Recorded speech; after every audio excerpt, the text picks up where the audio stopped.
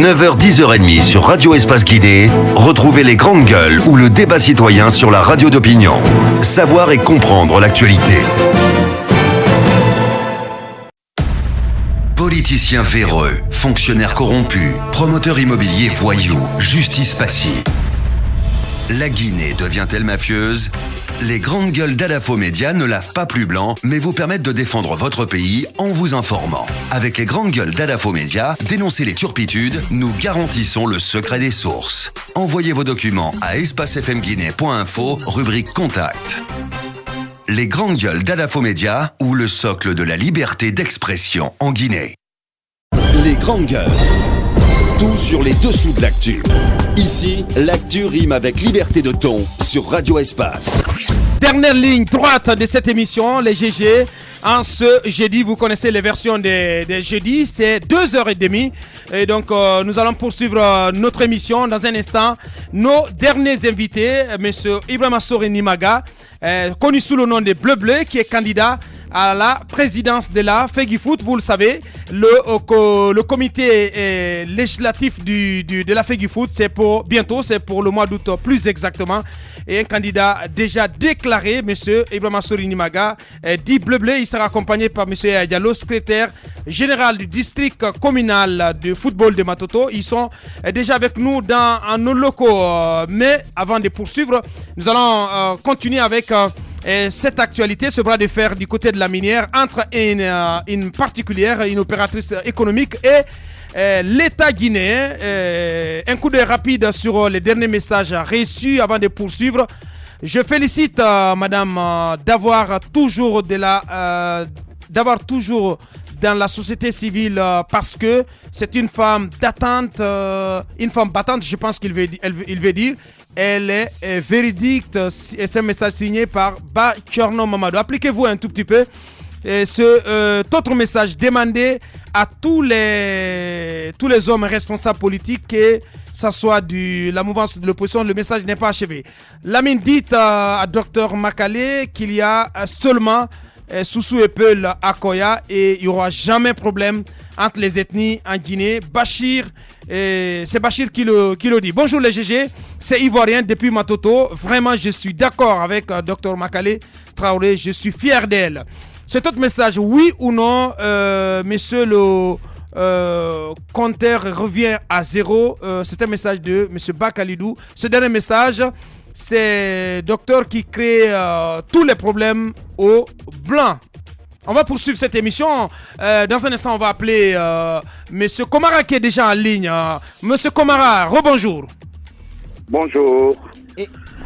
Et donc l'équipe de Grand GG. Vous avez donc des difficultés à appliquer la décision de justice. Donc au jour d'aujourd'hui, oui, le terrain est occupé par d'autres personnes, par des agents en uniforme. Oui. Il y a un groupe de gendarmes qui sont sur le lieu pour surveiller. Oui. Et qui nous empêche chaque fois quand on arrive pour l'exécution. Alors, et qu'on a une décision. Oui. Justice et que il y a eu une réquisition signée par la gendarmerie qui nous autorise à exécuter. Et nous sommes empêchés par d'autres groupes de gendarmes qui sont toujours installés sur le lieu. Il n'y a pas eu de sursis à exécution? Non. Et on nous dit d'arrêter seulement comme ça, simplement. On nous apprend aussi que l'endroit, on souhaite le donner. Appris, oui. J'aurais appris encore qu'on a réattribué la même domaine à une certaine Martine Condé. La présidente de la HAC. Effectivement, qui est venue fixer une plaque de rénovation au nom de la CNC sur le lieu. Est-ce que sachant qu'il y a un contrat de bail qui est sur le lieu. Mais qu'est-ce qu'on vous dit? Qu'est-ce qu'on vous dit du côté du patrimoine bâti public? Vous avez eu langue oui ou non avec M. Jonas. Qu'est-ce qu'il vous a dit? Il nous a dit que lui, il est le directeur du patrimoine bâti public. Il ne considère aucun contrat qui a été signé avant d'arriver. Par son prédécesseur. Lui, il est le fils du président de la République, selon lui. Et il ne fera rien, sauf si le président intervient. On n'est pas au courant de ça.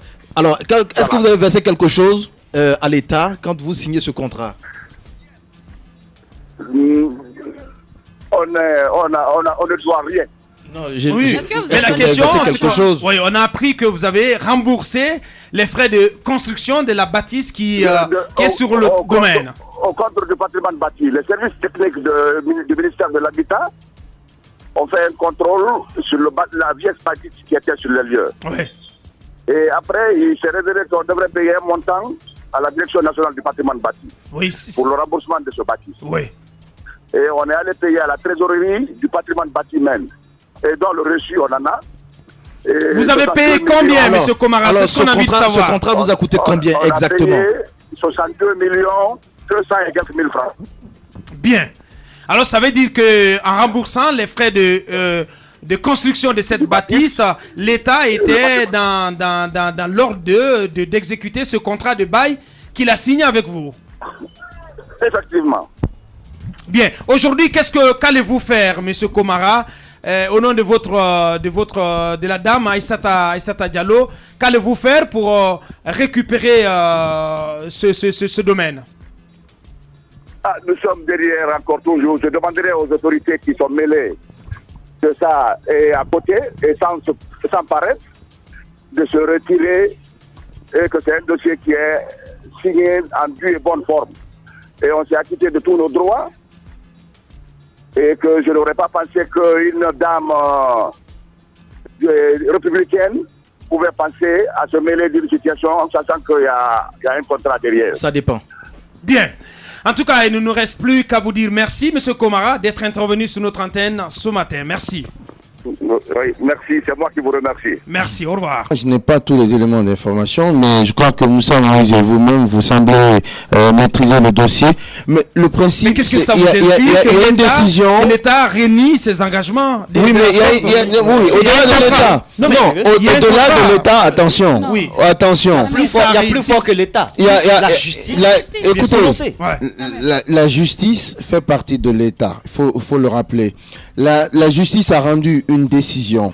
On ne sait pas si cette décision a fait l'objet d'un appel, mais ce qui est important, lorsqu'une décision est rendue et qu'elle a acquis l'autorité de la chose jugée, elle doit être exécutée. On ne comprend pas pourquoi une décision... Ce qui n'est pas le cas. Ce qui n'est pas le cas. Alors, il appartient à l'État de prendre les responsabilités. Ce n'est pas parce que la justice est dans l'État que lorsqu'elle rend une décision, l'État se voit dispensé d'exécuter cette décision de justice. Bien, mon ça, c'est pas normal. Allez-y, Ahmed. Écoutez, je pense qu'un directeur du patrimoine bâti à l'époque, notamment Moustapha Naïté, avait quand même attribué ce contrat à cette dame.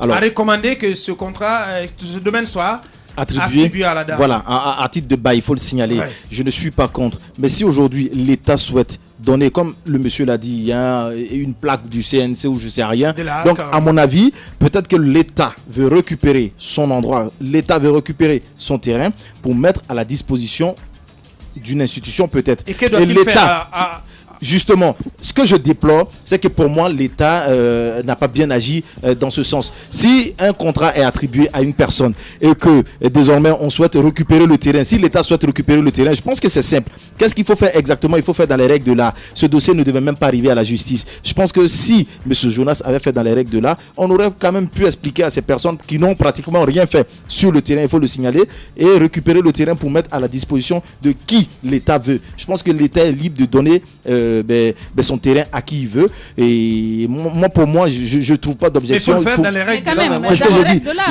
Mais justement c'est de cette règle de là que je parle. Mais sinon l'État est libre de récupérer ce terrain s'il le veut aujourd'hui pour mettre à la disposition de qui il veut. Ce que je souhaite dire, c'est que la justice a condamné l'État.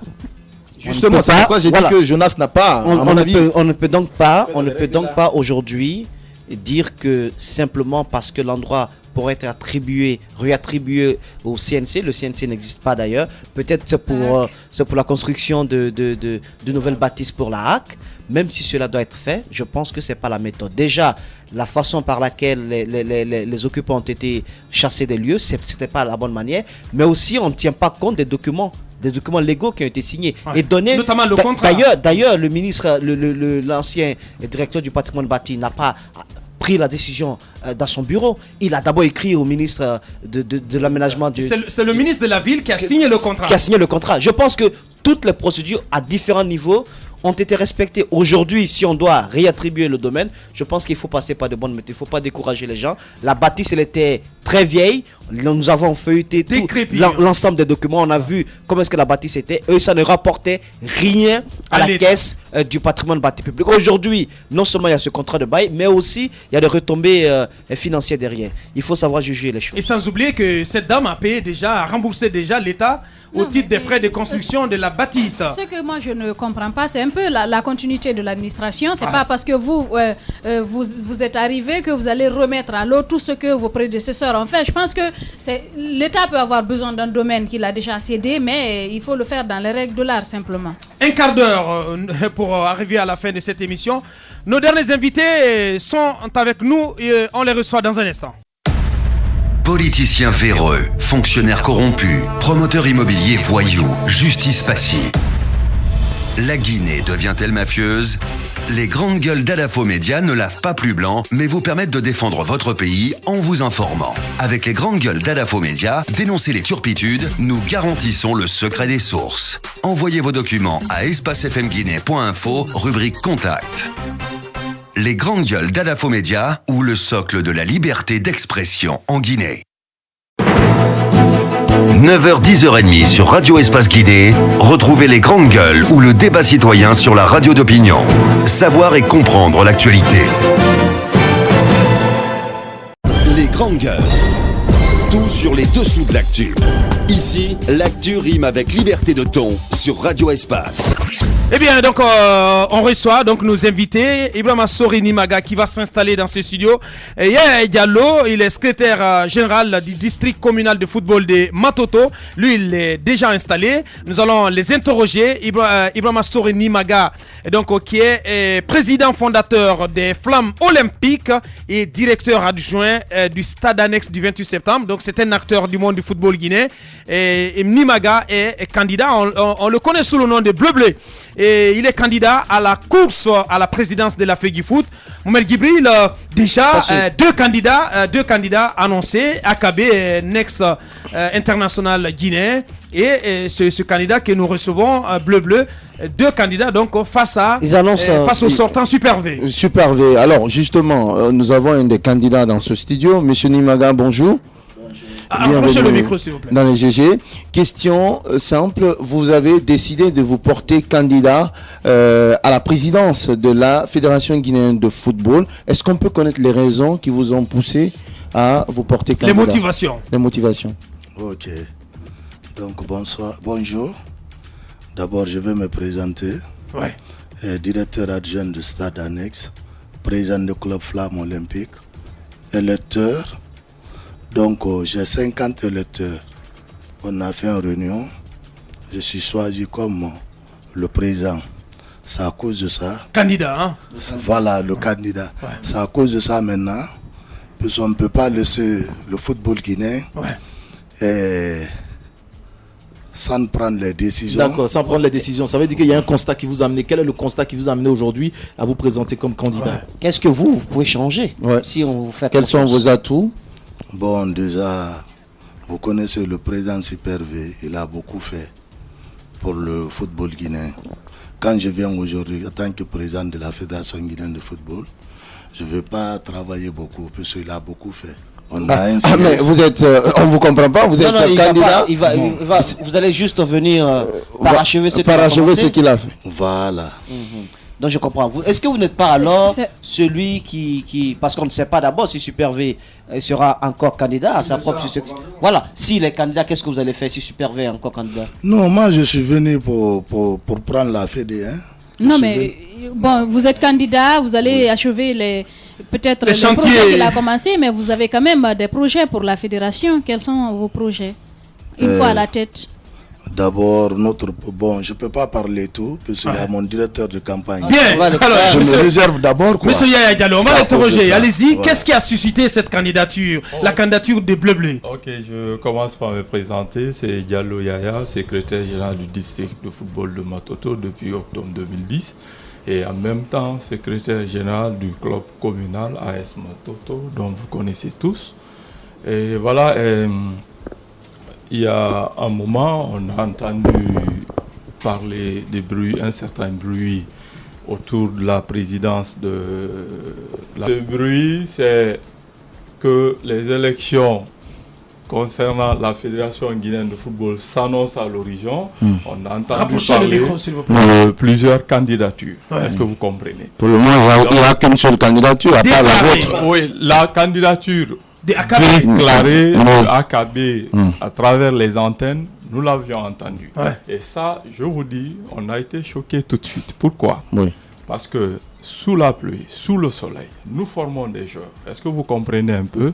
Qui ont été revendus par ces mêmes types. Est-ce que vous avez vu? Et les retombées, nous savons jusqu'où on a eu. Est-ce que vous avez compris un peu? On a l'impression que vous veniez pour briguer la présidence de la FEGIFOOT, mais plutôt pour mettre des bâtons dans les roues de M. Akabe. Non, c'est différent. C'est tout comme, parce que votre slogan, si tout le monde peut être candidat, moi aussi je suis candidat. Non, c'est pas si tout le monde. Si Akabe est candidat, c'est ça en fait. Nous allons lui livrer. Derrière ce tout le monde se cache, en fait, Akabe. C'est Akabe qui est dans votre viseur, dans votre collimateur. Écoutez, ce n'est pas Akabe. Je vous dis, j'ai commencé par dire fondateurs. Nous sommes des fondateurs de clubs. Si on parle de football, il y a ces clubs, il y a ces joueurs, il y a tout ce que vous voyez, c'est toute une chaîne. Est-ce que vous comprenez un peu quoi? Nous sommes là sous le soleil, sous la pluie. Est-ce que vous comprenez un peu pour construire un peu ce système que nous appelons tous aujourd'hui football? Pourquoi vous êtes... Et qu'on nous dise, est-ce que vous comprenez un peu, il y a tel ou tel. Peut-être que c'est AKB vous avez entendu sur les antennes, mais hier soir, vous avez entendu aussi, je crois, à travers la RTG, Amadou Gabi, est-ce que vous comprenez un peu? Qui est candidat aussi? Qui est candidat au poste de vice-président. Est-ce que vous comprenez un peu? On s'est dit, mais écoutez, pourquoi pas nous? Il est avec AKB? Est-ce que vous comprenez? Non, ça, mais pourquoi vous êtes réticent à la candidature d'AKB? Je viens de vous dire que nous formons des joueurs sous la pluie. Lui ne le fait pas. Il est toujours à bas âge. Est-ce que vous comprenez un peu? C'est-à-dire depuis la pépinière qui grandissent comme ça et qu'on nous prenne ces joueurs, on part les revendre ailleurs. Est-ce que vous avez vu? Et au final, nous, les formateurs, nous n'avions rien. Vous pensez qu'AKB n'a pas de mérite pour être président de la FEGIFOOT, c'est ça? Écoutez, je respecte un peu le monsieur, vu ce qu'il a fait. Faire pour le football guinéen, ça il faut le reconnaître, je le respecte. Est-ce que vous comprenez? Il a mouillé le maillot pour ce pays, donc je le respecte. Mais écoutez, le poste de président de la Fédération guinéenne de football, c'est pas fait pour n'importe qui. Ça veut dire quoi? Qui n'a pas les atouts, qui n'a pas la stature pour être président de la FEGIFOOT? Moi, je pense que on a vu ici un Diego Maradona qui a tout donné à son pays, qui a pensé qu'il pouvait être sélectionneur. On a vu le résultat sur le terrain. Est-ce que je me fais comme... Bon, je me dis que AKB, comme je viens de le dire, je le respecte, il a mouillé le maillot pour ce pays. Est-ce que je me fais entendre? Mais il faudrait faire beaucoup attention parce que mouiller le maillot, ce n'est pas nous, qu'est-ce qui nous manque? L'administration du foot. Ce n'est pas à nous de faire attention, c'est à vous de faire attention, c'est votre domaine. Alors, concrètement, qu'est-ce que vous pouvez apporter? Parce que c'est bien de dire que AKB a fait ceci, cela. Si vous avez décidé de vous porter candidat, ça veut dire que vous êtes capable d'apporter quelque chose. Quel est le constat que vous faites et qu'est-ce que vous voulez apporter? C'est de ça, je pense que le monde sportif a besoin. d'entendre. Très bien. C'est bien dit. Bon, écoutez, ce que nous pensons faire, comme on vient de vous dire, fondateurs de clubs, c'est nous qui avons construit ces clubs. Ces joueurs, nous les formons matin, midi, soir. Est-ce que vous avez vu un peu? Donc, on a vu dans le système qu'il faut chercher à appliquer, c'est-à-dire une méthode dans la continuité. Ça veut dire quoi? Il y a pas, Salif Super-V a certainement posé des actes que nous voyons tous. Est-ce que vous comprenez quoi? Que nous voudrions accompagner. Est-ce que vous avez compris? Alors donc, vous allez faire que de la figuration. Vous êtes avec Super-V? Non, j'ai l'impression que Salif Super V cherche à nous Bleu Bleu, rencontrer aujourd'hui. attention, disons les choses tout nettes. Est-ce que Bleu Bleu est un candidat sous-marin des Super V? Non, ce n'est pas du tout le cas. Hein. Non, mais Vous allez Écoutez, livrer bataille et à KB et à Super V. C'est cela. C'est clair, il y a Salif Super V qui cherche à nous rencontrer. Oui, Et on pourquoi va discuter. Pourquoi pourquoi il cherchait à vous rencontrer? Non, mais ça fait partie des stratégies quand même. Non, écoutez, si on s'assied, on discute, s'il y a des points communs, mais pourquoi pas ne pas travailler avec lui? Est-ce que vous comprenez? C'est-à-dire annuler votre candidature. Alors, mais aujourd'hui, quel est le constat? Pas notre candidature. Aujourd'hui, quel est le constat? Déjà, nous avons 50 électeurs. Bien, mais aujourd'hui, quel est le constat Bleu-Bleu? Est-ce que le travail qui est fait actuellement par l'actuelle équipe de la FEGIFOOT, est-ce que ce travail vous satisfait? Allez-y. Bon, mais la question s'adresse au candidat. D'accord, mais maintenant, voilà ce qui se passe, quoi. Le fait d'avoir un siège aujourd'hui, le projet Gaulle, on en va avoir un hôtel, est-ce que vous comprenez un peu tout ça? Il faut mettre ça dans la positivité. Et puis de deux, on a fait une remarque. Pourquoi cette fédé nous intéresse un peu, et puis voilà. Regardez un peu la qualification des cadets en Coupe du Monde depuis 1995. Moi, je pense que 20 ans après, une équipe qui se bat pour revenir encore aux phases finales de cette Coupe du Monde, je crois qu'ils ont un mérite. Est-ce que je me fais comprendre? Donc, vu ça, nous, on a dit quoi? Si on a la présidence... Vous pensez que cette équipe, elle travaille bien, elle peut continuer? Vous la soutenez alors? Voilà ce qu'il veut. Bon, maintenant, nous, si nous avions la présidence de la FEGIFOOT, qu'est-ce qu'on va chercher à mettre en place d'abord? C'est la ligue professionnelle. Ça, c'est pour protéger nos joueurs. J'ai l'impression... Pour éviter... Oui. J'ai l'impression que vous cherchez... En fait, cette candidature n'est que moins un tremplin pour être dans les rouages de la FEGIFOOT. Plus que pour être président de la FEGIFOOT. Monsieur, c'est ce que vous pensiez, mais nous sommes plus... Vous ne ferez pas de la figuration? Non, pas du tout. Bien, ils ne feront pas de la figuration, monsieur Yaya Diallo, qui est directeur de campagne du candidat Ibrahima Sore Nimaga, connu sous le nom de Bleu Bleu. Ils étaient nos invités. Bonne chance, bonne continuation dans la bataille pour la présidentielle de la Fédération guinéenne de football. C'est comme ça qu'on se quitte au compte de cette émission. Merci à toute l'équipe. Merci à Ibrahima Prince Diallo qui l'a groupé donc à la réalisation côté radio. Merci à toute l'équipe de cadrage. On se reprend demain pour poursuivre l'aventure, si Dieu le veut bien, le créateur de la terre et des cieux. Merci, portez-vous bien. Au revoir.